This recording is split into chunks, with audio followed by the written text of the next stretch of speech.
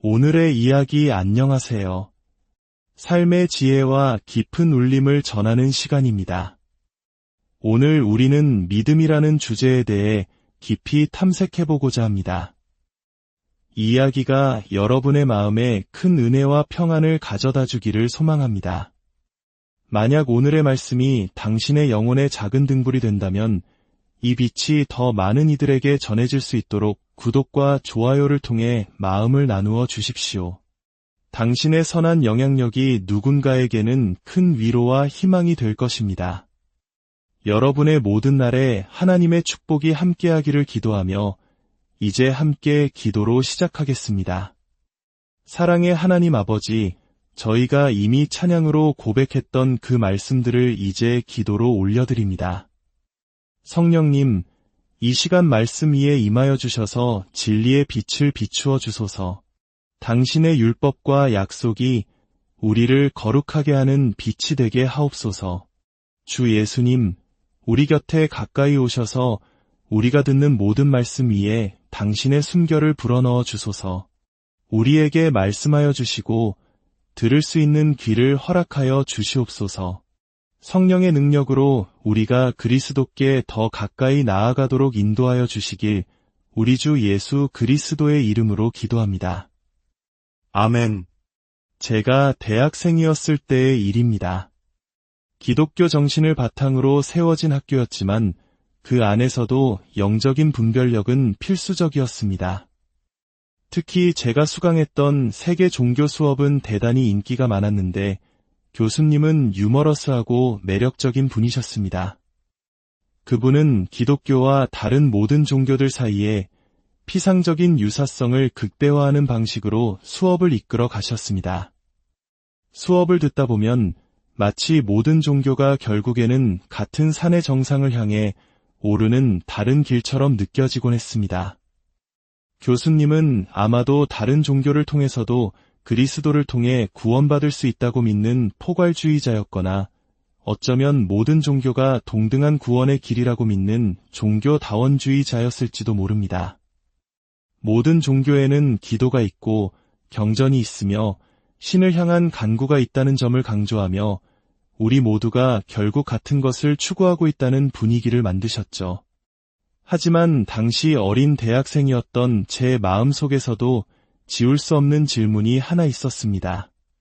그리고 신학을 더 깊이 공부하게 된 지금 그 질문은 더욱 명확해졌습니다. 그것은 바로 다른 종교들과 기독교의 차이가 단지 신학적인 내용에만 있는 것이 아니라는 사실입니다. 신학과 믿음이라는 개념 자체에 대한 이해가 근본적으로 다르다는 것입니다. 기독교는 믿음이 그 중심에 있다는 점에서 독특합니다. 물론 다른 종교에도 믿음의 요소가 있습니다. 하지만 기독교에서 말하는 믿음은 단순히 무언가를 믿는 의지적 행위를 넘어 우리가 붙들고 고백하는 진리의 체계 그 자체를 의미합니다. 예를 들어 이슬람은 믿음의 신조가 있지만 그 핵심은 무슬림으로서 해야 할 5가지 의무에 더 큰 강조점을 둡니다. 힌두교는 수많은 신들이 존재하지만 정경화된 성경이나 반드시 믿어야 할 교리의 체계보다는 의식과 전통이 중심에 있습니다. 세계 곳곳의 정령 숭배나 조상 숭배 같은 민속 신앙은 말할 것도 없지요. 심지어 유대교조차도 율법에 따라 어떻게 살 것인가에 대한 실천적 측면에 더 집중하는 경향을 보입니다. 하지만 초대교회 시절부터 기독교는 크레도, 즉 나는 믿나이다 라는 신앙 고백을 매우 중요하게 여겼습니다. 우리는 그저 막연한 믿음 자체를 믿는 것이 아니라 사도들로부터 전수된 복음, 즉 특정한 진리들을 믿는 공동체였습니다.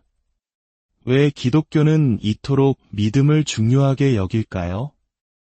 믿지 않음, 즉 불신은 단순한 아쉬움이 아니라 죄가 되는 것일까요? 오늘 우리가 함께 살펴볼 요한일서 5장 말씀이 바로 그 질문에 대한 답을 우리에게 보여주고 있습니다. 성경을 펴서 요한일서 5장 6절부터 12절까지 함께 보시겠습니다. 오늘 우리는 이 본문을 한 구절 한 구절, 때로는 한 단어 한 단어 깊이 들여다볼 것입니다. 하나님의 말씀 앞에서 여러분의 마음을 열고 그 진리를 직접 확인하고 시험해 보시길 바랍니다. 그런데 오늘은 조금 특별한 방식으로 말씀을 살펴보겠습니다. 결론부터 시작해서 거꾸로 거슬러 올라가며 이 놀라운 결론이 어떤 진리의 토대 위에서 세워졌는지 확인해 보겠습니다. 자, 12절부터 시작하겠습니다. 아들이 있는 자에게는 생명이 있고 하나님의 아들이 없는 자에게는 생명이 없느니라. 이것이 이 단락의 최종 결론입니다. 이 구절은 우리에게 질문을 던집니다. 여기서 말하는 생명은 과연 어떤 생명일까요? 바로 위 11절이 그 답을 줍니다. 또 증거는 이것이니 하나님이 우리에게 영생을 주신 것과 이 생명이 그의 아들 안에 있는 그것이니라. 그렇습니다. 12절이 말하는 생명은 바로 영원한 생명, 즉 영생입니다. 하나님과 함께 영원히 사는 복된 삶. 그러므로 결론은 명확합니다. 아들을 소유한 자는 영생을 소유하고 하나님의 아들을 소유하지 않은 자는 이 영생을 소유하지 못합니다.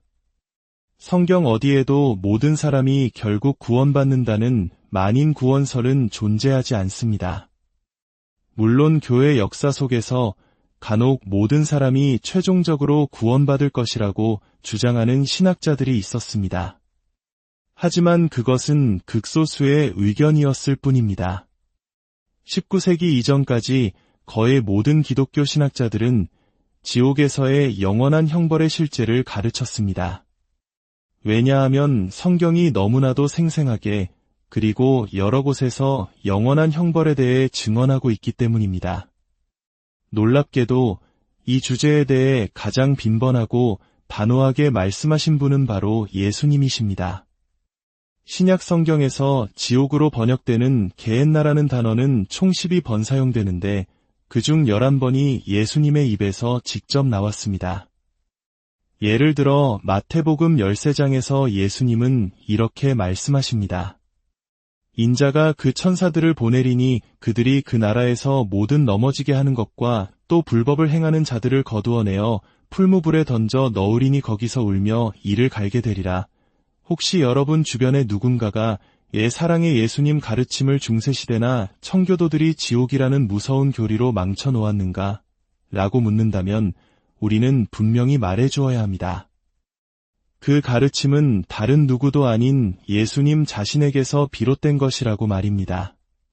그렇다면 이토록 중대한 영생의 문제 앞에서 아들을 소유한다는 것은 과연 무슨 의미일까요? 어떻게 해야 우리가 영생을 얻을 수 있을까요? 그것이 우리의 어떤 행위로 가능한 것일까요? 그 답은 바로 믿음에 있습니다. 10절 상반절을 보십시오. 하나님의 아들을 믿는 자는 자기 안에 증거가 있고 요한복음과 요한서신 전체를 관통하는 핵심 주제 중 하나는 영생이 오직 믿음을 통해서만 온다는 사실입니다. 요한복음 20장 31절은 복음서를 기록한 목적을 명확히 밝힙니다.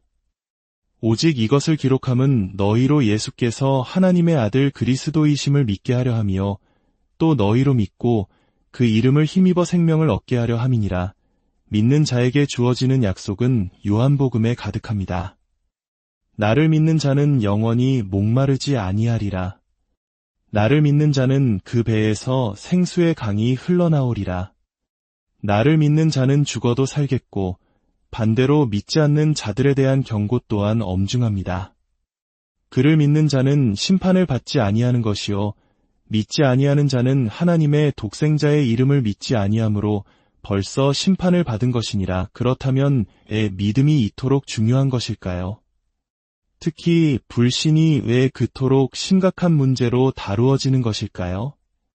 우리는 종종 불신을 단순히 믿음의 부재 상태로 생각하기 쉽습니다. 마치 내용물이 가득 찬 컵과 텅 빈 컵처럼 믿음이라는 좋은 것이 그냥 없는 상태라고 여기는 것입니다. 하지만 성경은 불신이 그보다 훨씬 더 심각한 문제라고 말합니다.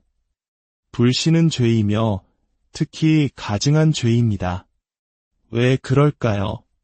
다시 10절 하반절을 주목해 보십시오. 하나님을 믿지 아니하는 자는 하나님을 거짓말하는 자로 만드나니 이는 하나님께서 그 아들에 대하여 증언하신 증거를 믿지 아니하였음이라. 이것이 바로 불신이 단순한 믿음의 결핍이 아닌 이유입니다. 그리스도를 믿지 않는 것은 하나님을 거짓말쟁이라고 부르는 행위와 같습니다. 생각해 보십시오. 하나님께서는 당신의 아들 예수 그리스도에 대해 얼마나 많은 증거들을 보여주셨습니까? 동정녀 탄생, 천사들의 예고, 세례받으실 때 하늘에서 들려온 음성, 수많은 기적들, 변화산에서의 영광스러운 모습, 십자가 위에서의 초자연적인 사건들, 그리고 마침내 빈 무덤과 승천까지. 이 모든 것을 통해 하나님께서는 이 사람, 나사렛 예수가 바로 그리스도여, 주시며 구원자여, 살아계신 하나님의 아들이다 라고 친히 증언하셨습니다. 그런데 만약 우리가 저는 관심 없습니다, 그렇게 생각하지 않습니다 라고 말한다면 그것은 단순히 정중한 거절이 아닙니다. 우리는 10절 말씀에 따라 하나님을 거짓말쟁이로 만드는 것입니다. 하나님의 모든 증언이 거짓이라고 주장하는 것과 같습니다. 우리 집에 물건이 하나 없어졌을 때를 생각해 봅시다. 아이들은 종종 누가 내 장난감 훔쳐갔어, 누가 내 돈 가져갔어 라고 소리칩니다. 그리고 의심받는 상대방이 아니야, 내가 안 그랬어 라고 답하면 그 다음 나오는 말은 무엇입니까? 거짓말입니다. 누구도 거짓말쟁이라는 말을 듣고 싶어 하지 않습니다. 그 말은 당신을 신뢰할 수 없다는, 당신의 증언은 가치가 없다는 모욕적인 선언이기 때문입니다. 우리가 다른 사람에게 그런 말을 들었을 때 느끼는 불쾌함과 모멸감을 생각해 보십시오. 불신의 핵심이 바로 이것입니다. 하나님, 당신이 당신의 아들 예수에 대해 하신 모든 말씀을 저는 믿지 못하겠습니다. 이것은 하나님을 향한 가장 큰 모욕입니다. 그리고 우리의 불신은 더욱 교묘하고 악합니다. 왜냐하면 우리는 일상생활 속 다른 영역에서는 너무나도 쉽게 다른 이들의 증언을 신뢰하기 때문입니다. 이제 한 구절 더 위로 올라가 9절을 보겠습니다. 만일 우리가 사람들의 증언을 받을진대 하나님의 증거는 더욱 크도다. 이것은 작은 것에서 큰 것으로 나아가는 논증입니다. 우리는 어떻게 알렉산더 대왕이 고대 세계를 정복했다는 사실을 압니까? 우리는 어떻게 이순신 장군이 명량해전에서 승리했다는 사실을 압니까? 누군가가 그 사건을 목격하고 증언했으며 그 증언이 기록되고 역사를 통해 우리에게까지 전해졌기 때문입니다. 우리는 그 증언을 믿습니다. 더 사소한 예를 들어볼까요? 우리는 어떻게 새로운 맛집을 찾아갑니까? 어떻게 볼만한 영화를 고릅니까? 친구나 혹은 인터넷의 수많은 사람들의 증언, 즉 리뷰를 믿기 때문입니다. 우리는 별다른 의심 없이 사람들의 증언을 받아들이고 그에 따라 행동합니다. 요한의 논리가 바로 이것입니다. 우리가 이처럼 사람의 증언도 쉽게 받아들이는데 하물며 만물의 창조주이신 하나님의 증언을 신뢰하지 않는다면 그것이 얼마나 큰 죄이겠습니까? 이제 우리는 이 본문이 심장부로 가장 핵심적인 선포로 나아가게 됩니다. 바로 6절부터 8절까지의 말씀입니다. 하나님께서 당신의 아들에 대해 어떻게 증언하셨는지에 대한 내용입니다. 먼저 7절과 8절을 보기 전에 한 가지 짚고 넘어가야 할 부분이 있습니다. 오래된 성경 번역본, 예를 들어 킹 제임스 성경에는 7절이 하늘에 증언하는 세 분이 계시니 아버지와 말씀과 성령이시여 이 세 분은 하나이시라는 내용으로 기록되어 있습니다. 이것은 삼위일체를 지지하는 아주 강력한 구절처럼 보입니다. 하지만 현대의 거의 모든 성경 번역본에는 이 부분이 빠져 있습니다. 그 이유는 수많은 고대 성경 사본들을 연구한 결과 이 구절이 후대에 누군가에 의해 추가된 것으로 밝혀졌기 때문입니다. 초기 교부들 중 누구도 삼위일체 논쟁에서 이 구절을 인용한 적이 없습니다. 만약 이 구절이 원래 성경에 있었다면 그들이 이토록 중요한 구절을 사용하지 않았을 리가 없겠지요. 이것은 우리의 성경에 대한 신뢰를 무너뜨리는 것이 아니라 오히려 우리가 얼마나 정직하고 정확하게 원문에 가까운 성경을 가지려고 노력하는지를 보여주는 증거입니다. 자, 이제 올바른 본문으로 돌아와 7절과 8절을 보겠습니다. 증언하는 이가 셋이니 성령과 물과 피라 또한 이 셋은 합하여 하나이니라. 성령, 물, 그리고 피. 이것은 무엇을 의미할까요? 역사적으로 여러 해석이 있었습니다. 어떤 이들은 물을 세례로, 피를 성찬으로 보았습니다. 또 어떤 이들은 구약의 정결의식과 연결짓기도 했습니다. 하지만 이 모든 것을 아우르는 가장 핵심적인 해석은 바로 예수님의 생애에 있었던 두 가지 결정적인 사건과 연결하는 것입니다. 6절이 그 열쇠를 줍니다. 이는 물과 피로 임하신 이신이 곧 예수 그리스도시라. 물로만 아니요 물과 피로 임하셨고, 요한은 의도적으로 강조합니다. 물로만 아니요 물과 피로. 이것은 당시 교회 안에 있었던 논쟁의 핵심을 보여줍니다. 거짓 교사들은 예수님이 물로 오신 것은 인정했을지 모릅니다.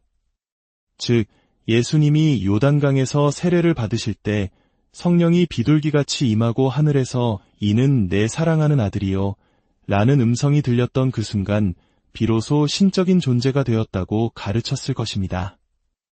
그들은 신적인 존재가 인간처럼 고통받고 피 흘려 죽는다는 것을 받아들일 수 없었습니다. 그래서 그들은 예수님이 십자가에 달리시기 전에 신적인 능력이 그를 떠났다고 주장했을 것입니다. 바로 이 끔찍한 이단 사상에 맞서 사도 요한은 외칩니다. 아니다. 예수님은 물로만 오신 분이 아니다. 물과 피로 오셨다. 여기서 물은 예수님의 세례를 상징합니다. 이것은 그의 공생애의 시작이며 하나님 아버지께서 그를 자신의 아들로 공식적으로 인준하신 사건입니다. 그리고 피는 예수님의 십자가 죽음을 상징합니다. 이것은 그의 사역의 절정이며 인류의 죄를 대속하기 위한 희생 제사였습니다. 예수님은 분리될 수 있는 두 존재가 아닙니다. 세례를 받으신 그 예수님이 바로 십자가에서 피 흘리신 바로 그 예수님이십니다. 하나님의 아들로 선포되신 그분이 우리의 죄를 위해 죽으신 바로 그 구원자이십니다. 그리고 이 모든 것을 증언하는 세 번째 증인이 계십니다. 바로 성령이십니다. 성령님은 예수님의 잉태 순간부터 세례, 광야 시험, 그리고 부활의 순간까지 예수님의 모든 생애와 사역에 함께 하시며 그가 누구신지를 증언하셨습니다. 구약의 율법은 어떤 사실을 확증하기 위해 최소 2명의 증인을 요구했습니다. 그런데 보십시오. 우리 주 예수 그리스도께는 3명의 증인이 있습니다. 첫째, 성령께서 증언하십니다. 둘째, 세례의 물이 증언합니다. 그곳에서 아버지 하나님께서 친히 이는 내 사랑하는 아들이라고 증언하셨습니다. 셋째, 십자가의 피가 증언합니다. 그 피는 그가 세상 죄를 지고 가는 하나님의 어린 양이심을 증언합니다. 그리고 가장 중요한 것은 이 셋은 합하여 하나이니라. 이 세 증인의 증언은 완벽하게 일치합니다. 예수님을 대적했던 거짓 증인들은 그들의 말이 서로 맞지 않았지만 하나님께서 세우신 이 세 증인은 예수 그리스도가 누구신지에 대해 한 목소리로 증언하고 있습니다. 사랑하는 여러분, 이것이 우리가 믿는 이유입니다. 우리의 믿음은 맹목적인 도약이 아닙니다. 그것은 이처럼 확실하고 강력한 신적 증언 위에 세워진 것입니다. 혹시 여러분의 마음에 의심이 찾아올 때 내가 믿는 이 모든 것이 정말 사실일까? 라는 질문이 떠오를 때 오늘 이 말씀을 기억하십시오. 성령과 물과 피, 이 세 명의 증인이 당신을 위해, 나를 위해 증언하고 있습니다. 하나님을 거짓말쟁이로 만들지 마십시오. 하나님께서 당신의 아들에 대해 증언하신 그 증거를 믿으십시오. 그 아들, 예수 그리스도를 소유하는 자에게는 영생이 있습니다. 그러나 하나님의 아들을 소유하지 않는 자에게는 생명이 없습니다. 이것이 오늘 말씀의 결론이며 하나님께서 우리 각자가 이르기를 원하시는 진리입니다. 회개하고 믿고 그분 앞에 엎드려 경배하시겠습니까? 그분을 사랑하고 순종하시겠습니까? 그리하여 우리와 함께 그리고 아버지와 그의 아들 예수 그리스도와 더불어 영원한 사귐의 기쁨을 누리시지 않겠습니까? 함께 기도하겠습니다. 하늘에 계신 우리 아버지 하나님, 그리스도를 믿을 수 있는 이토록 풍성하고 확실한 이유들을 주시니 감사합니다. 우리의 마음에 이 진리에 대한 확신을 주시고 우리의 머리에 흔들리지 않는 지식을 허락하여 주옵소서.